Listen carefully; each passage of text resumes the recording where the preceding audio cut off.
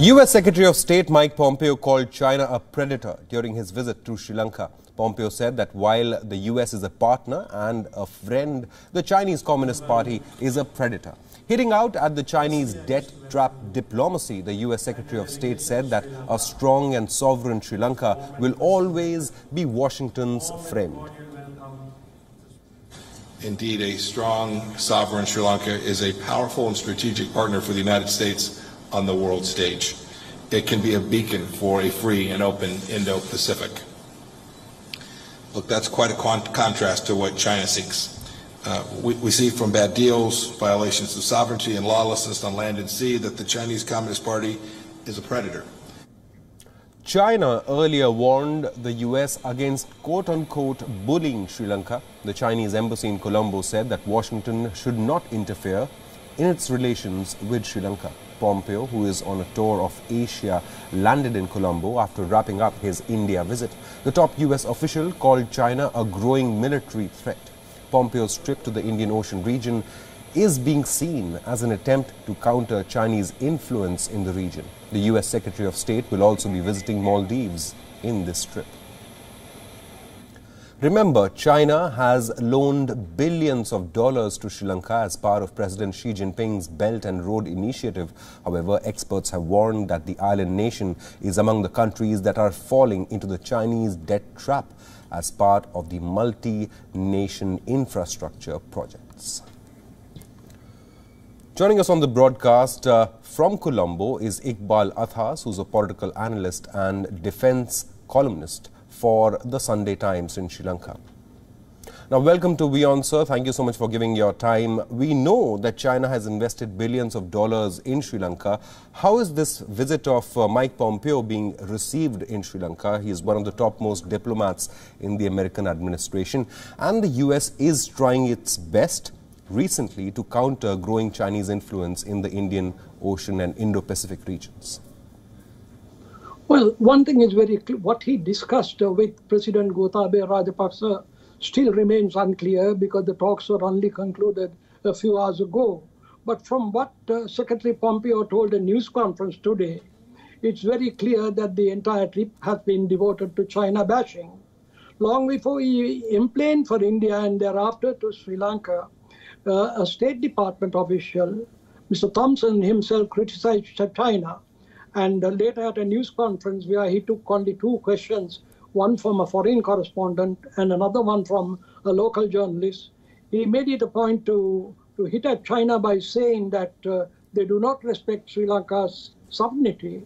So this is very clearly a battle between China and the United States on Sri Lankan ground.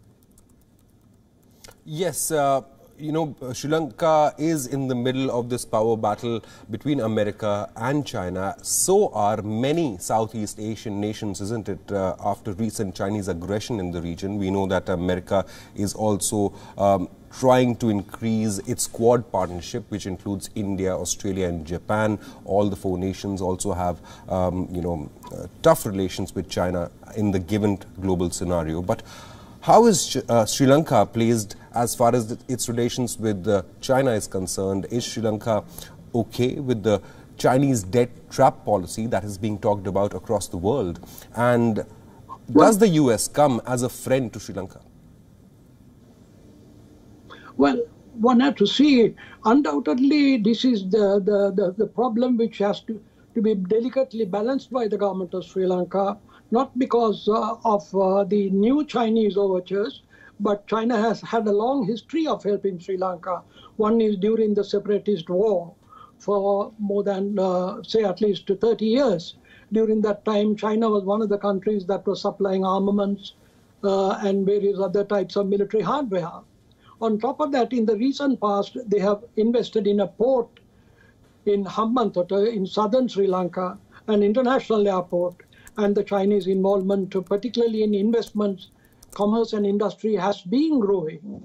And if you see the US, they have been trying to push the MCC, the Millennium Compact Agreement, in the hope that it would counterbalance China, but it is coming at a very delicate time to the government of Sri Lanka. They are aware that there is only a few more days to go for the US presidential election, and therefore government sources say they may not make a strong commitment except to explain their position as it stands now.